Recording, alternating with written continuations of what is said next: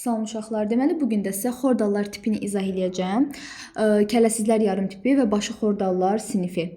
Ümumiyyətcə, ilk öncə onu deyim ki, xordallar tipi Proterozoy erasında yaranmış bir tipdir.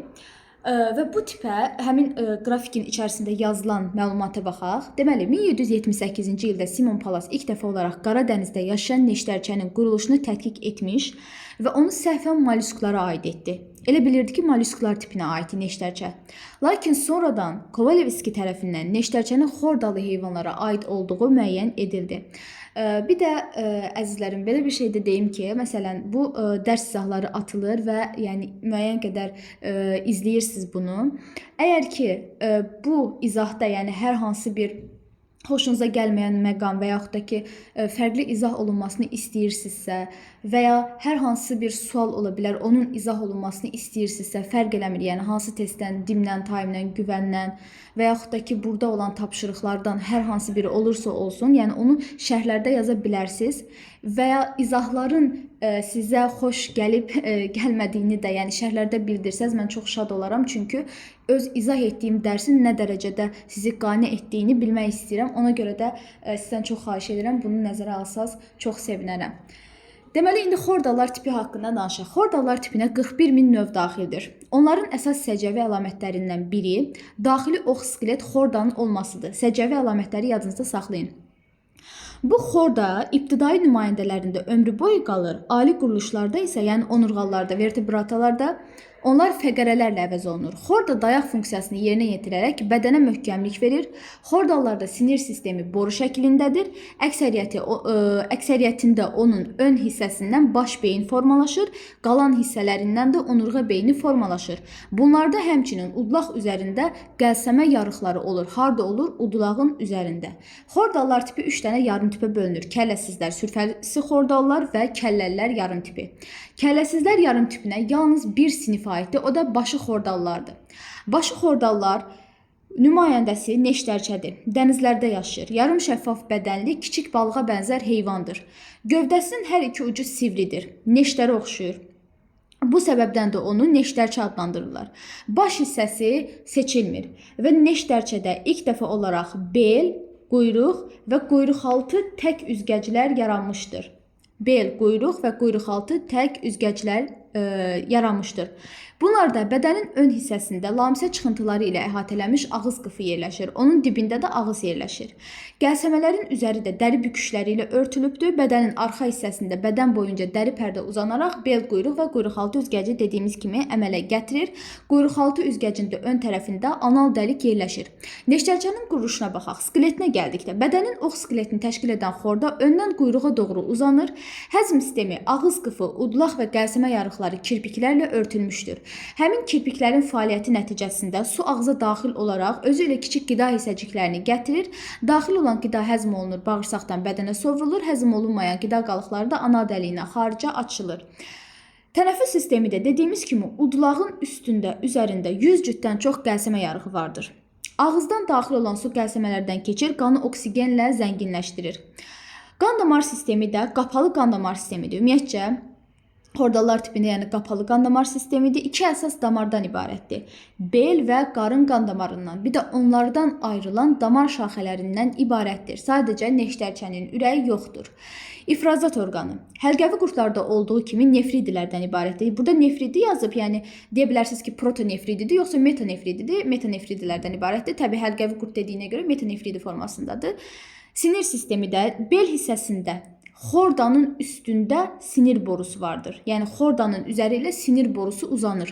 Ondan bədənin müxtəlif hissələrinə də sinir şaxələri gedir.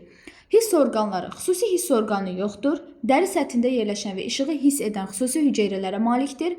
Neştərçənin sinir borusunun ön ucunda qoxu çökəkliyi var. Bu çökəklik vasitəsilə suyun kimyəvi tərkibini hiss edir. Yadınızda saxlayın, çökəklik var. Çökəklik vasitəsilə suyun kimyəvi tərkibini hiss edir. Çoxalması və inkişafı ayrı cinsiyyətlidir. Mayalanma xarici mühitdə gedir. Mayalanmış yumurtalardan bədəni kirpiklərlə dolu olan sürfələr çıxır. Onlar da sonra inkişaf eləyir və yetkin fərdə çevrilir. Mən burada dedim ki, deməli bu neştərçənin kirpikli sürfələri olur. Elə deyil, kirpiklərə malik olan sürfələri olur. Gəlin bir ümumi yadımızda salaq görək. Başqa hansılarında var idi kirpikli sürfə? Bir neştərçədə oldu, bunu dedik. Yadınızdadırsa Aureli meduzasının planulasında da kirpikli sürfə idi. Qaraciyər sorucusunun da kirpikli sürfəsi var idi. Bir də neştərçənin kirpikli sürfəsi var. Yəni düşə bilər, diqqətli olun.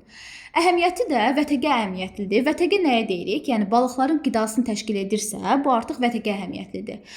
Neştərçənin daxili quruluşu verilib, qan damar sistemi verilibdir. Mütləq bunlara fikir verin. İstiqamətlərinə də baxın. Məsəl üçün qan damar sistemində qanın birinci arxadan önə və öndən arxaya doğru hərəkətini görürük. Biz oxlarla göstərilən hərəkətlərə mütləq diqqətlə baxın. Ürəyin olmadığını görürük. Bədəndə həm arterial, həm venoz qan dövr etdiyini görürük biz burada və neştərçənin daxili quruluşuna da baxın.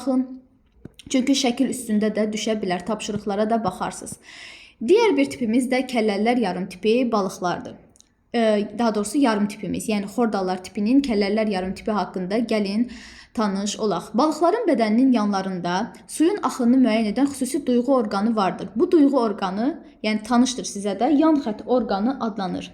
Və yadınızda saxlayın, balıqlarda bütün duyğu orqanları cüt saydadır. Balıqlarda bütün duyğu orqanları cüt saydadır.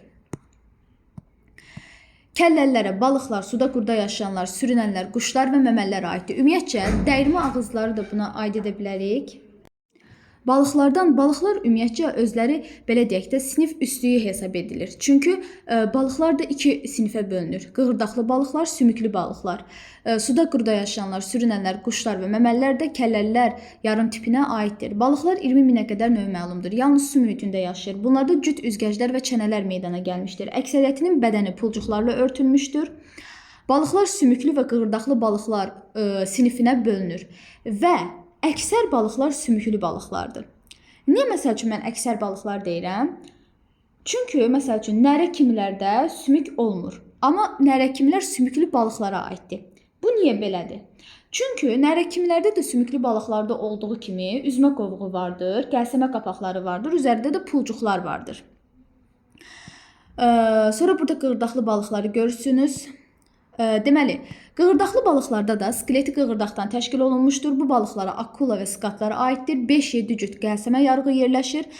Baxın, akulada burada gəlsəmə yarıqlarını görürsünüz. Amma sadəcə olaraq bunlarda gəlsəmə qapaqları olmur. Skatda gəlsəmə yarıqları üstdən baxanda görünmür, aşağı hissəsində olduğuna görə. Amma onda da gəlsəmə yarıqları var və gəlsəmə qapaqları yoxdur. Həmçinin qığırdaqlı balıqlarda üzmə qovuğu yoxdur. Əksəriyyəti də diri bala doğur. Deməli, balıqlar diri bala doğur. Sümüklü balıqlar. Balıqların əksər nümayəndələri sümüklü balıqlar sinifinə aiddir. Bunlarda skelet əksər hallarda sümükləşmiş olur. Bədən baş, gövdə və quyruqdan ibarətdir və onlar arasında kəskin sərhəd yoxdur. Suda üzməsində üzgəclər əsas rol oynayır. Üzgəclər tək və cüt sayda ola bilir. Bədən səthi sümük pulcuqlarla örtülmüşdür. Birazdan sonra üzgəclərin sayı haqqında da sizə məlumat verəcəm. Dəridə çoxlu serik ifraz edən vəzlər vardır ki, serik qatı pulcuqların üzərini örtərək balığın sürtünməsini azaldır. Həmçinin onları mikroorqanizmlərin təsirindən qoruyur. Balığın yan hissələrində də başdan quyruğa doğru nə uzanır? Yan xətt orqanı uzanmış olur. Sümüklü balıqların gəlin quruluşuna baxaq. Skeletinə gəldikdə kəllə, gövdə və ətraflarını, ətraf dedikdə üzgəclər nəzərdə tutulur, yəni ayaq zad yoxdur bunlarda. Skeletin əsasını gövdə boyunca uzanan onurğa təşkil edir və onurğa ilk dəfə olaraq Ordovik dövründə yaranmışdır. Yadınıza saxlayın.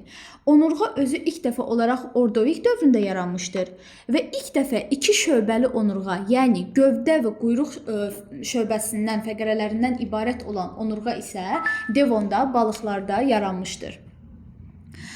Deməli, belə deyək ki, bunlar da çay xanısında onurğa sütunu 38-42 fəqərədən ibarətdir. Bədənin gövdə fəqərələrinin yan hissəsində iki qabırğa olur. Onurğa öndə kəllə ilə hərəkətsiz birləşmişdir. Üzgəclərin skeleti bir neçə sümükdən və üzgəc şüalarından ibarətdir. Balıqda yaxşı inkişaf etmiş əzələlər olur. Bunlardan bel və quyruq əzələləri daha güclüdür. Gəlin indi çay xanısının bədən quruluşuna baxaq. Üzgəc sayına baxaq. Deməli, bunlarda ümumi biz üzgəc sayına baxsaq, fikir versəz, ümumiyyətcə cüt üzgəclər, qarın üzgəci və döş üzgəcləri cüt üzgəclərdir. Qarın üzgəcləri və döş üzgəcləri cüt üzgəclərdir. Yəni 2-2, yəni bir cüt o, bir cüt o. Ümumi 4 dənə qarın və döş üzgəci mövcuddur. Bel üzgəclərinə gəldikdə isə bel üzgəcləri tək üzgəclərə aiddir. Uşaqlar çaşdırır ki, mən axı belə baxanda bel üzgəcini 2 dənə görürəm. Bu necə olub, yəni tək üzgəclərə aiddir? Düzdür, bel üzgəci 2 dənədir. Amma fikir verin, bir-birindən fərqlənir. İkisi də eyni deyil. Cüt olması üçün ikisi də bərabər bir-birinə oxşar olmalıdır. Amma bunlar 2 dənə olsa da, beldə 2 dənə üzgəc olsa da bir-birindən fərqləndiyinə görə, quruluşuna görə onları biz cüt üzgəc hesab edə bilmirik. 2 dənə bel üzgəci var tək sayda. 2 bel üzgəci var tək sayda. Baxın cümlənin quruluşuna baxın. Bir dənə quyruq üzgəci və bir dənə quyruqaltı üzgəci vardır tək sayda. Deməli, ümumi neçə dənə tək üzgəci oldu? 2 dənə bel, bir quyruq, bir quyruqaltı. 4 dənə tək üzgəci vardır. Bir cüt qarın üzgəci və bir cüt döş üzgəci olmaqla 4 dənə də cüt üzgəci vardır. Ümumi 4 plus 4, 8 dənə ümumi balığın üzgəci mövcuddur. Bunu bu şəkildə yadınızda saxlayın. Deməli, mütləq burada skeletinə də baxın və burada skeletindən onurğasından, yəni quyruq fəqərəsi və gövdə fəqərəsi haqqında sizə danışacağam. Dimdə də bunun haqqında testlər var. Deməli, bir dəqiqə. Deməli uşaqlar, burada nəyə fikir verirsiniz? Quyruq fəqərəsi və gövdə fəqərəsi. Biz dedik ki, onurğa, quyruq fəqərəsi və gövdə fəqərəsi olmaqla ümumi 38-42 fəqərədən ibarət olur. Yəni 39 da ola bilər, 40 da ola bilər, 41 də, 42 də ola bilər bu şəkildə. Və bu fəqərələr bir-birindən fərqlənir. Necə fərqlənir? Sizdən dimdən soruşa bilər ki, bu şəkilləri verə bilər. Deyə bilər ki, məsəl üçün, quyruq fəqərəsində neçə dənə sümük var?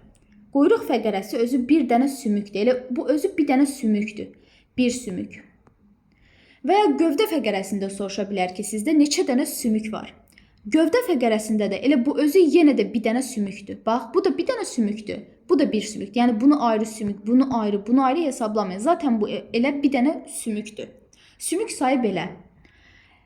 Amma əgər ki sizə desə ki, gövdə fəqərəsinə, bax bu yan çıxıntılara qabırğalar birləşir. Sizə desə ki, gövdə fəqərəsinə qabırğalar birləşmişdirsə, o halda gövdə fəqərəsi neçə sümükdən ibarətdir? Yəni gövdə fəqərəsində neçə sümük görürsünüz? Bura əgər qabırğa da birləşibsə, bir sümük gövdənin özü, bu sümük, bir sümük bu, bir sümük də bu. Ümumi 3 dənə sümük görəcəyik. Qabırğa birləşən halda 3 dənə sümükdür.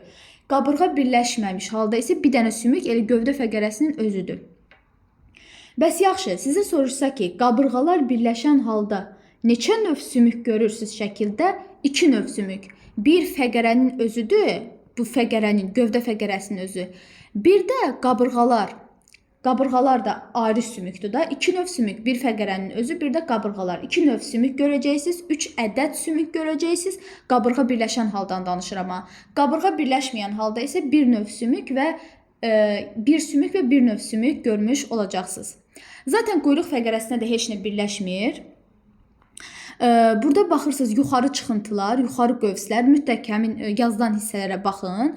Fəqərə cismini görürsünüz, aşağı qövs və aşağı çıxıntıları görürsünüz. Və gövdə fəqərəsində də həmçinin yuxarı çıxıntıları görürsünüz. Yuxarı çıxıntılar bir-biri ilə birləşir və yuxarı qövsü əmələ gətirirlər. Bunu da bu şəkildə yadınızda saxlayın. Bir də deməli bu üzgəcilər haqqında bayaq yadımdan çıxdı demək. Onu da deyim ki sizə. Biz dedik ki döş üzgəci və qarın üzgəci cüt saydadır. Elə deyil. Döş üzgəci, qarın üzgəci cüt saydadır. Və dip hissəsində qurşaq sümükləri yerləşir bunların. Bir də təkrar edirəm. Döş və qarın üzgəci balıqlarda dediyimiz kimi cütdür. Və bu cüt üzgəclərin dip hissəsində qurşaq sümükləri yerləşir. Hansı qurşaq sümükləri? Bunlarda döş üzgəcinin dip hissəsində 2 qarğa və 2 kürək sümüyü yerləşir. Yəni bir cüt qarğa və bir cüt kürək sümükləri yerləşir. Qurşaq sümükləri də bilirsiniz. Qarın üzgəcinin dip hissəsində isə 2 dənə çanaq sümüyü yerləşir. Deməli, ilk dəfə olaraq çanaq sümüyü kimdə yaranmışdır? Balıqlarda yaranmışdır. Döş üzgəcinin dip hissəsində 2 qarğa, 2 kürək yerləşir. Qarğa və kürək sümükləri var. Qarın üzgəcinin dip hissəsində də 2 deməli çanaq sümüyü yerləşmiş olur. Bu şəkildə. İndi gəlin həzm sisteminə baxaq. Balıqlar qidasını ağız vasitəsilə tutur. Bəzi balıqlarda şikarını tutmaq və saxlamaq üçün ağızda sivri dişlər olur. Onlar qidasını bütövudur. Qida ağızdan udlağa, qida borusuna, sonra mədəyə keçir. Mədədə qismən həzm olunan qida nazik bağırsaqda həzm vəzlərinin, şirələrinin təsirinə məruz qalır və tamamilə həll olunaraq buradan qana sovrulur. Həzm olunmamış qida qalıqlarda anal dəlik vasitəsilə bədəndən xaric olunur.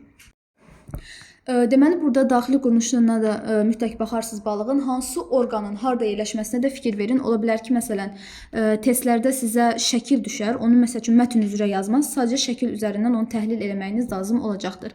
İndi gələk üzmə qovuğu məsələsinə. Bu üzmə qovuğu nədir? Sümüklü balıqlarda içərisində qazlar qarışığı olan nazik divarlı bağırsaq çıxıntısı üzmə qovuğu olur. Deməli, üzmə qovuğu bağırsaq çıxıntısı imiş və içərisində qazlar qarışığı var olan bir çıxıntıdır.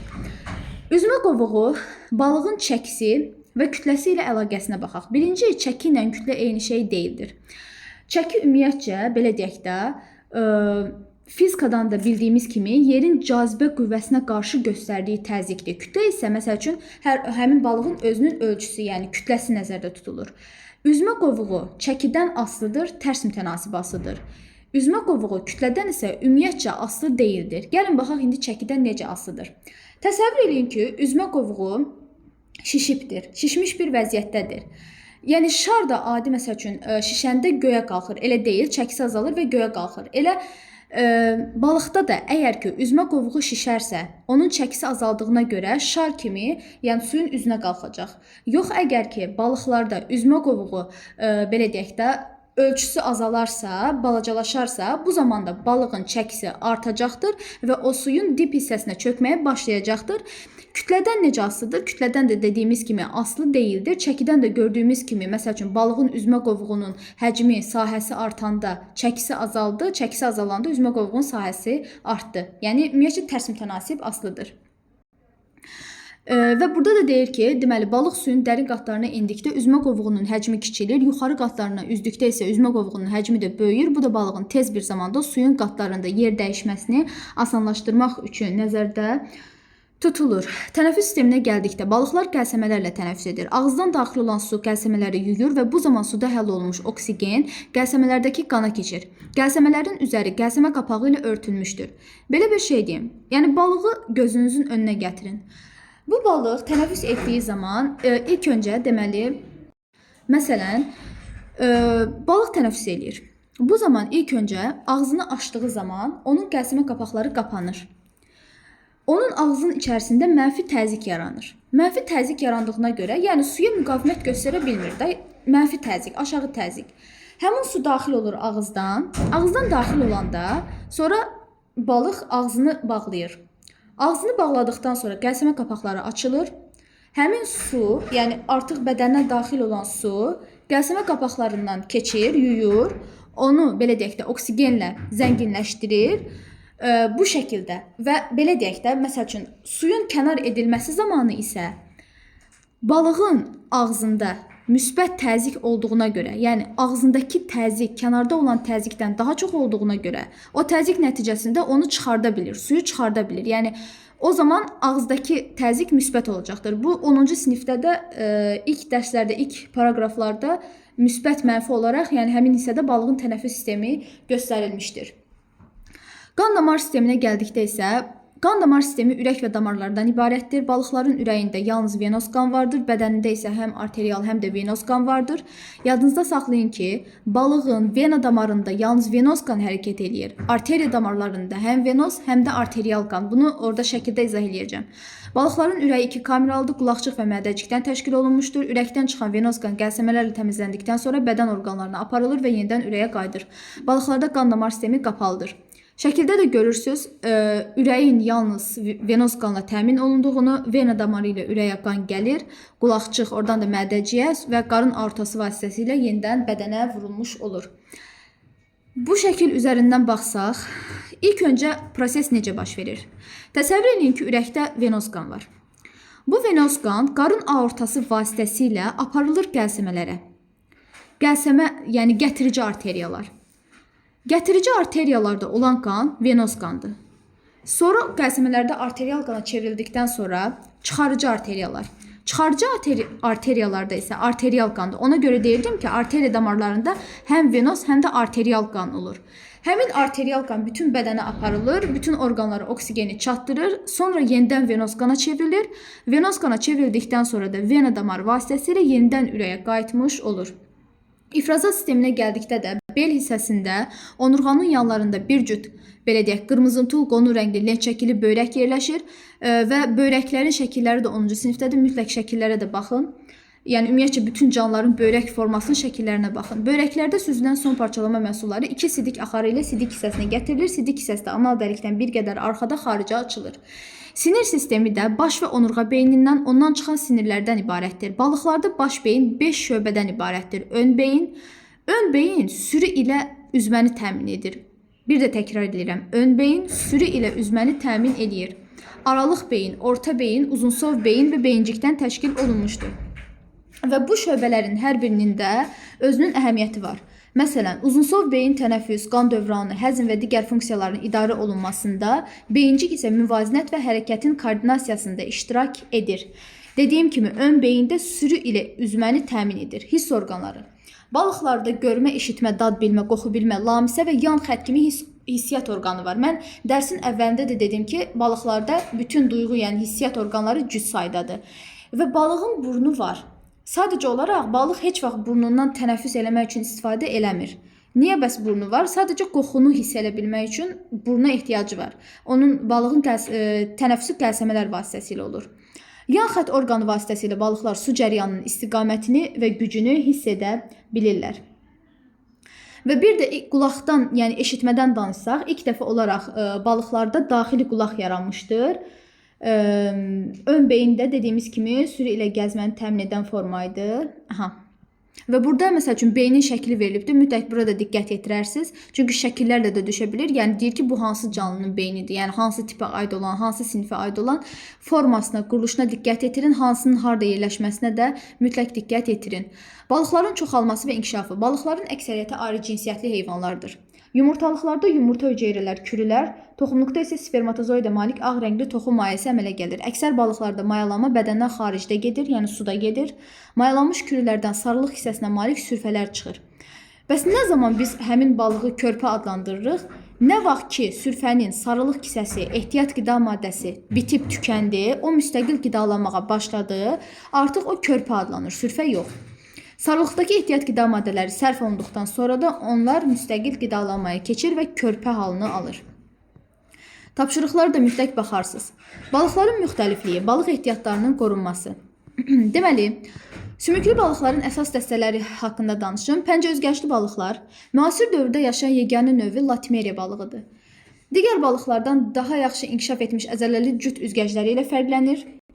İlk dəfə olaraq 1938-ci ildə Hind okeanının Afrika sahillərində tutulmuşdur. Son dəfə olaraq da səhv eləmirəmsə 1954-cü ildə, yəni axırıncı dəfə görülmüşdür. Deməli, burada Latmeriya balığının mütləq üzgəclərinə, bədən quruluşuna da fikir verin. Nərə kimilər? Bunlarda xorda bütün ömrü boyu saxlanılır. Azərbaycan sularında rast gəlinən növləri bölgə, hansı ki ən böyüyü budur. Nərə, uzunburun, qaya balıqları dənizdə yaşasa da şirin suda kürü tökürlər. Belə balıqlar keçici balıqlardır. Bir də təkrar edirəm. Keçici balıqlar nəyə deyilir? Özləri dənizdə yaşayır, amma kürü tökmək üçün şirin suya gedirsə keçici balıqdır. Son illərdə Xəzər dənizində bu balıqların sayı kəskin sürətdə azalmışdır. Şəkillərə də baxın. Qızıl balıq kimilər dəstəsi. Bunlar yırtıcıdır. Keçici balıqlar olub, kürüsünü çayların mənsəbinə, qum və çınqılların arasına tökür. Xəzərdə daha çox rast gəlinən Xəzər qızıl balığıdır. Azərbaycanın dağ çaylarında yaşayan qızıl xalı forel balıq yalnız şirin sularda yaşayır və forel keçici balıq hesab olunmur. Çünki zaten bu çayda yaşayır. Kürüsünü də çaya tökürsək, heç yerə keçməyinə də ehtiyac yoxdur. Yəni keçici balıq hesab edilmir. Siyənək kimilər dəstəsi dənizlərdə yaşayır, sürü ilə üzür. Bunlarda yan xətt orqanı nəzərə çarpmır. Əksəriyyəti su qatlarında olan kiçik orqanizmlərlə qidalanır. Qida axtarmaq və kürü tökmək üçün uzaq məsafələr qət edirlər. Xəzərdə ən irisi də qarabel siyənəyidir ki, bəzi nümayəndələri, məsələn, kirkələr kiçik olsa da vətəgə əhəmiyyətlidir. Və testdə düşür ki, qarabel siyənəyinin bel hissəsində olan üzgəc sayı da 1 ədəddir. Ora diqqətli olun. Çəki kimilər. Azərbaycanda çəki kimilər dəstəsinin nümayəndələri çox saylıdır. Qidasını udlaqda udlaq dişləri deyilən xüsusi törəmələrlə xırdalayır. Çəki kimilərin qılınc balıq, çəki, çapaq, şamayı və digər növlərinin adları da qırmızı kitaba düşmüşdür. Bir də burada fikir verin ki, siyənək kimlərə yazıb ki, məsəl üçün sürü ilə üzür. Mən bayaq da məsəl üçün beynin şöbələrini keçəndə dedim ki, ön beyin sürü ilə üzməni təmin edir balıqlarda. Deməli, siyənək də sürü ilə üzdüyünə görə bunlarda ön beyin daha yaxşı inkişaf etmişdir deyə bilərik. Balıq ehtiyatlarının qorunmasına da gəldikdə, insan plansız ovlama ilə su mühitini müxtəlif kimyəvi maddələrlə çirkləndirməklə balıq ehtiyatlarını azaldır. Balıq ehtiyatlarının saxlanılması və heyvanlar aləminin qorunması üçün ölkəmizdə müxtəlif qanunlar qəbul edilmişdir. Balıq ehtiyatlarının azalmasının qarşısını almaq üçün onların suni sürətdə artırılması və yeni növ balıqların su hövzələrinin iqlimləşdirilməsi işləri həyata keçirilir. Hazırda bu balıqlar çoxsaylı olub və təbii əhəmiyyəti daşıyır və ümumiyyətcə balıqlar belə deyək də çoxalma zamanı onların ovlanması qadağan edilir. Zaten yəni nəsli kəsilmə ehtimalı ilə üz-üzə dura bilərlər. Balıq ehtiyatlarının artırılması üçün hazırda karp, qalınalın, ağamur, forel, nərə balıqları suni sürətdə artırılır. Neftçalanın xıllı balıqçılıq təsərrüfatında da nərə balıqları yetişdirilir.